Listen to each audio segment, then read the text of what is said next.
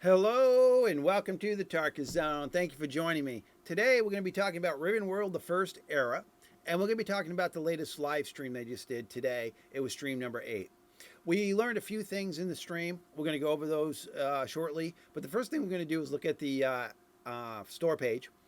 And you're going to see I got 15 hours in the beta testing already, but you're going to see that they've pushed it further down the calendar date. They're saying quarter 2 of 2023 now, and they're doing that because they want to deliver a product that they're proud of. Well, after the last beta, after they closed the first beta, they learned quite a bit about the game. Their inventory control system needed a full overhaul to make it conform to what people are used to. Not to say every game needs to be the same, but within functions, they should be similar, especially inventory control. And we're going to look at the screens that they showed us tonight about that. So they made a decision to take 20 steps back, reinvent the system. And then tonight, we saw the fruit of that with the new looks of that system. So with doing that, you've lost some time there where you could have been developing newer aspects of the game. Instead, they made a decision to basically go back, fix the system, make it more robust, and then we're back now to being able to move forward. To add the newer stuff like the AIs, the animal AIs, the creature AIs, the monster AIs, to get those in the world. So they've delayed it. So hopefully April, May, June, we'll see the product out there on release. If you want to get into the next beta, go to the community hub here, go to discussions, and go to the alpha, join alpha beta access here at the top.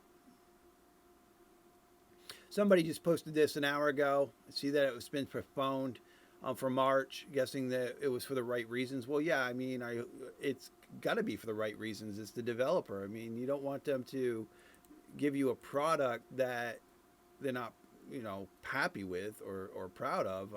Especially considering the fact that what I get from this developer is this is a labor of love for them. So they're not going to deliver steaming piles of horse manure and tell the player base just take it. Because that's what some games do. Bethesda, man, every time I think of a Bethesda game, I just think about all the missed opportunities they could have done on day one if they had just postponed their product a few more months and cleaned the horse crap out before they delivered it to the player base. But they think horse crap is what the player base likes to spoon in, and I don't get them. They're a AAA publisher. I just don't understand why, after all these years, they think they can get away with that. We know our product is squirrely, and we know we'll get some bad reviews, but we need the money. We need it now, so we're going to give it to you now, knowing that we've got at least 4 or 5 more months to really fix it and make it what we want it to be.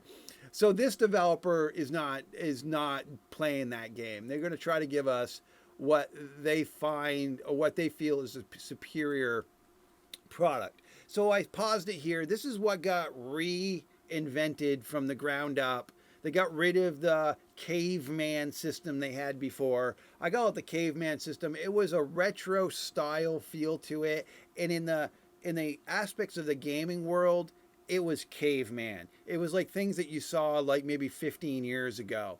But it was retro, and I like retro games. I have a retro arcade, so to me it wasn't that bad. But to bring it up to this level, par to what you see in games like this, makes it feel better. It makes those people coming to this game have some sort of feel that, oh, I want to wrap my hands around this because I'm familiar with it. I've seen it in Guild Wars 2. I've seen it in Elder Scrolls. I've seen it in Skyrim. This is what people are used to seeing. And they wrap their hands around it and they can get on board with it. And so you're going to have your own inventory control here. You'll be able to slot items on your person, shield on your back, backpack on your back, a cloak on your back, and you'll have a a secondary weapon slot hand. So you can have weapons in two hands, shield in one, or weapon in the other. Your character will show up here eventually when they get that panned out. Right now, they're working on that. So when I put a t-shirt on that's white, if I put it here in the chest spot, you'll see it on my character. So they did pretty good tonight. I'm really going through this real kind of dirty because this I don't want to call it this non-focus that we see here is on their end. They were having some problems tonight. So here under the crafting tab, under the inventory, the tab command, the crafting system allows you to make the wooden club. I think that's a axe, wooden axe. And then it allows you to make a workbench. It looks like you can make wooden planks here, but I would think that would be on a crafting bench on a sawmill eventually, and the campfire. Not really sure about why the wooden planks are here, because again, I would think that would be something you would want to do on a workbench. But what they've done here is they've made it so that you have to rely more on the workbenches that you create in the world. And you can queue as long as you've got the items, you feed them, you feed the workbench. I know he's making it here. Here it is. So you basically go to the workbench once you've created it in your inventory, you place it down, and then all these other recipes open up, and that you can create all these items by interfacing with this workbench. Now, I'm assuming that this will get buttoned up into other workbenches.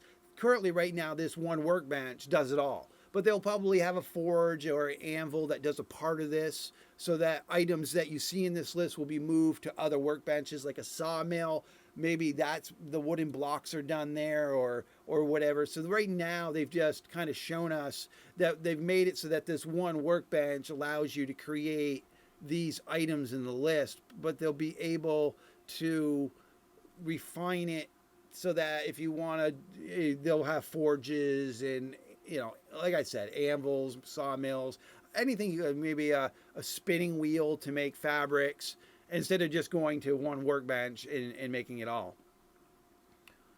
So this is where he was making the wooden blocks. He queued the wooden blocks on the bench. So that's what's nice is you can go get a bunch of wood, go to the workbench, load the workbench with all the wood you just collected, queue up wooden blocks, boop, boop, boop, boop, boop, and maybe it makes 1,000, 100, or 10 or 20 wooden blocks, and then you can just go run around in circles with your thumb up your butt for a little while, come back and you've got them. I mean, whatever you want to do. So that allows you to manage your time better instead of just standing there making the blocks yourself as the old system did.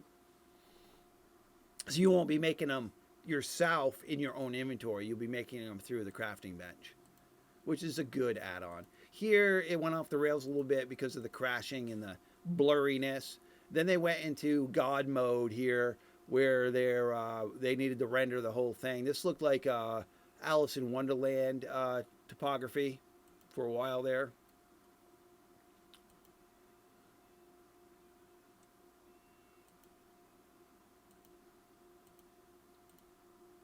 Yeah, I'm just forwarding. I don't know why I'm getting that spinning wheel.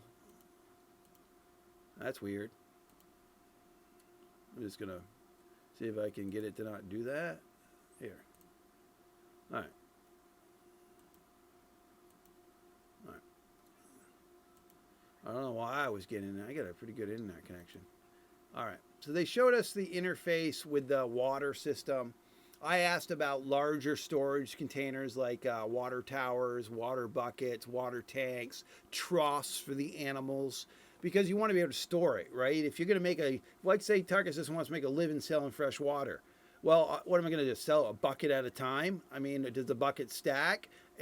Or do they only stack within a larger container? So someone comes up to me and says, Tarkus, I want 10 gallons of water, 10 units of water. Do I have to hand them 10 separate buckets, or do I stack the buckets in the, it adds weight, but it's 10 buckets? I don't know how the water is going to work. Is it going to be a unit, a gallon? Is the bucket's going to hold multiple gallons, or they need to go to a different container? I mean, when you talk about survival game and schlepping water around, I know they're going to have, eventually you'll be able to make wells where you'll be able just to get fresh water out of it. But early on, you're going to need to gather the water, process the water, sanitize it somehow, and then you can consume it without it taking a negative effect. Yeah, this kind of went left and right here for a while, but they did show us some cool. Oh, forgive me, I'm laughing a little bit here. Okay, I'm just gonna rewind it. We'll go back into what we just saw there. The wee. When I look at this door to this castle, I think of the wee people, the little wee people that live in Ireland. Um, I'm Irish, so we believe in leprechauns in my family. So this is what I would consider a leprechaun door. It's made for the wee people, meaning the very small people. That's what we use the word small. Or if somebody calls you a dwarf, we would not say dwarf. We would say you're a bit wee, meaning that you're small. Uh, this door is a bit wee. Wee. It seems like they could have circulated the top to give it a little bit more size, or at least extended it a little bit. When he was walking through this door, the top of his head was basically hitting the top of the sill. And this door just seems out of place for the size of the structure and the size of a door that you would see for a structure like this. Granted, the doors do get smaller in individual rooms, but when you're moving people, large groups of people, into a throne room, you don't wee them down into a door this small. I don't. It seems small to me, especially with the windows being so big. There's another one, a little wee door. This door at the other end is fine. What they've added to the castle is amazing. I like what they've done. They've added quite a bit of layering to the castle. My only suggestion to them for realism is allow the person to move the throne. Because granted, the throne looks cool where they got it, but you don't put the most precious asset you need to protect right in the front door, by the wee front door. It seems like that's not where I would put my throne. It's in this building here. I would stick my throne somewhere deep within the castle in a private sitting chamber. I'd have a ceremonial throne that the people come to see to visit me, but my actual throne is in a more secured location where, like a war room. It just seems like it's right out there in the front. I mean, granted, they got the castle around it and whatnot. Maybe it's not going to be a problem, but it just seems like, why don't we put the castle vault right here at the front door? So if you want to rob me, you just have to walk through the door, and here I am. You can get right into the vault, because that's where the throne is. So it's not that far from the front of the castle. And if you're strategically asking yourself, what's the most important thing I have to protect as the king? It happens to be the chair that's right at the front entrance. I'm like, okay. Well, they want to make sure that it's obtainable, I guess, if rated, by putting it here. It'd be kind of neat if somebody could, if you had an object like a magic wand or just a magic mirror. So if I go to a square and I present it and use it, the throne teleports from where it was to where it is, to where I'm standing, and then it's locked there for 24 hours at least. So you can't move it again for 24 hours. That would make it really fun, because that way you can move the throne every 24 hours to trip up those people that are trying to take the throne from you. But to have it in one location that is non-movable at the front of the castle, maybe it's just a taunting. It's like, yeah, come on, I got this. You coming to attack me? I got it. It's like, hold my beer. I'm putting the throne right here in the front, and I'm going to take you all on. And again, this door looks a little wee. But they did well with the graphics around this. They did well with the rendering of the place. It looks nice.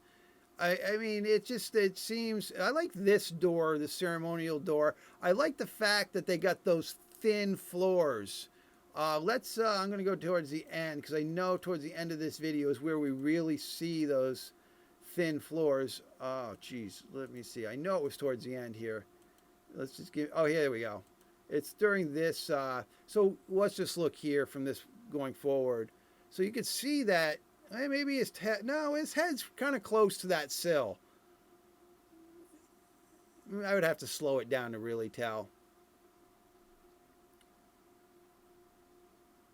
So the inventory system is what they really worked on, and they added some hand-to-hand fighting, the water gathering. Let's. I know it's right here is where we're going to see it. Okay, right there. See this platform they got here? How thin that is? I want to see that asset in my building. Look how thin this floor is as they transverse the sections. It's thin.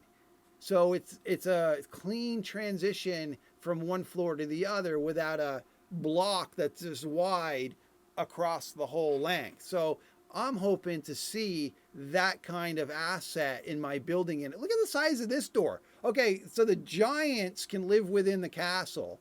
So the giants can get around the castle, but they ain't leaving it because of the wee door. Look at the size of that door. So it's feast or famine. I'm not trying to crap on the game. Some of it just looks, yeah, those doors just look a little small.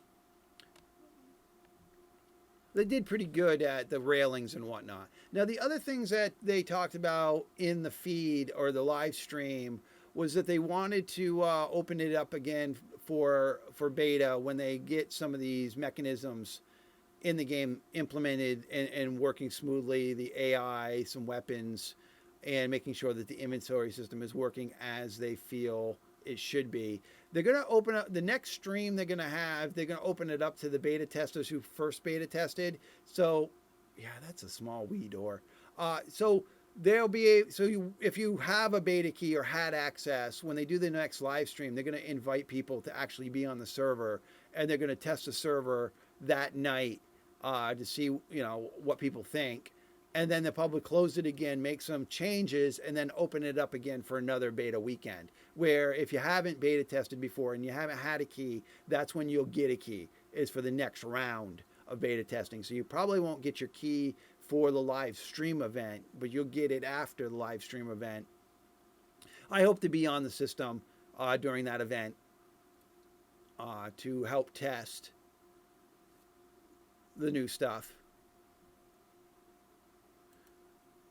Talked about the water management. Oh, we also should talk about how they changed the topography of the map. They made it cleaner, more flat areas, better transitions into the ocean for water collection, better transitions into the water. They fixed all the swimming in the water, so you can swim now without walking at the bottom and singing, "Under the sea, I'm under the sea." I felt like I was in that cartoon, Little Mermaid, because you could just walk like you're an Atlantean at the bottom of these rivers before, and now you'll actually swim. And they've said that they've massaged the cliff sides now, so if you get in there, you can get out without being trapped in a river. They also changed the interface here in the corner, your health, your stamina, your hunger, and your thirst. Those are now radial, I guess what I would call radial. Instead of a bar, it's basically going to go and slowly go in a radial, or either clockwise or counterclockwise, to tell you where you're at. So you can see the energy bar is down. So it's just going to slowly go until you get down. So they've changed that. That looks clean. Just going to quickly just go through here. I think I've covered it all. They did have to relog a couple times because the system was just not, it had to do with, I think, his OBS not playing right with what he was trying to do. This is that God mode that he was in, the server admin mode where he just flies around. And I'm really familiar with this. When I was building VR worlds, this is how I built them, is I was in a mode similar to what this mode is, and then I would upload my changes, and then once that happened, people could play the content. I do really like what they did to the castle. I really do. Outside the little the little doors. I think they did a pretty good job. You can definitely tell that it's a labor of love. You can really tell that.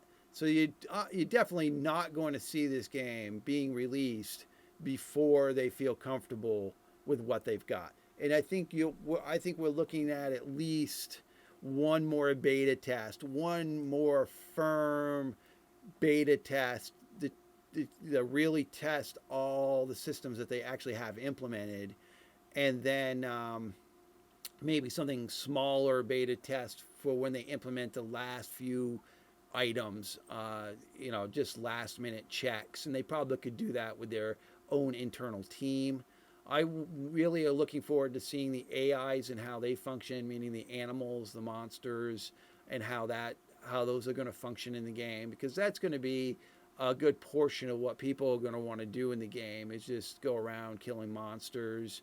And maybe there's quests around how many monsters you kill in a day, or a daily quota, or there's an NPC that gives you bounties on ears that you collect. So every time you kill a monster, it drops an ear, and or you can behead them. I mean, there's all sorts of trophy systems that other games have done where you get something unique off the monster that proves that you killed that monster, that type of monster, and then you bring that item to an NPC, and that NPC says, "Oh, Tarkus killed 50 goblins today. Here's 30 silver." And I get the 30 silver, but the NPC also has a leaderboard system that shows Tarkus has that many kills of goblins that day. And so it was a way for people to see what people were hunting and what people were cashing in. And it was like a leaderboard system that people strived to be on top of. So for today's total at the end of the day, it would just show that at the end of the day, Tarkus killed 300 goblins and Timmy killed 8 ogres. Just a way for, it was like a role-playing thing. It was like a guild, it was like a guild master keeping track of the kills, but giving you rewards in the process. And then the next day it would all start over again. So it was a fun little way of doing it, and it gave you something to do. It gave you something to strive for, and I think also there was a way to see historical totals too through a different interface when I was up to that, so you could see how many goblins Tarkus killed for the month or for the year, for the 3 month span. So it was really neat how they did it, and there's a lot of systems that kind of do it that way, where you bring an item that's unique to what you killed to cash in rewards. And it just another layer to the game. I don't know if they'll have it for this game, but it might be something they'll want to think about, just to give you a reason to go out and kill the monsters. I mean, it might just have mini quests that I just don't know about that they have in mind, or they just might have recipes that you have to kill the monsters to get the items.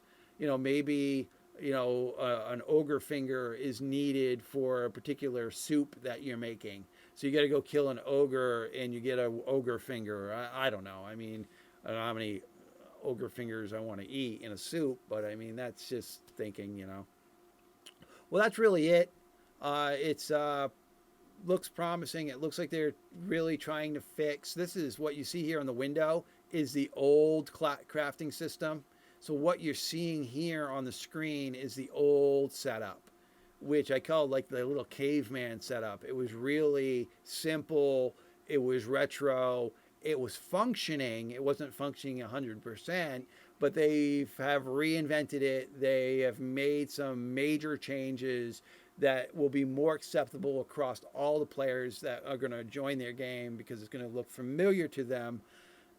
And I think that's how you keep players, retention of players, is you have interfaces that are similar and more understanding across the genre. You know what I mean? Across other games that are similar to this. Seems like the crafting systems and the crafting windows all tend to be similar in style and function, and that makes people feel comfortable, because we're only talking about an inventory system, but it is the core element to the game. I mean, not a lot of people think about it, but without it, there's no point to the game. If you can't have inventory, you can't get items, you can't make items, you can't upgrade items, there's no real point. And the inventory system controls all that. A lot of work goes on to make that system work, but yet we only appreciate a small portion of that work because we're only seeing it, and we're like, yeah, I mean, we've seen this function before, this is how you do it, and I'm off to the races to go do my next quest. We're not really thinking about all the hard work that went into making that little function, inventory function, work, because it's such a small portion of the game, but it affects the most of the game, right? All right. Well, thank you for joining me. This has been the Darkest Zone.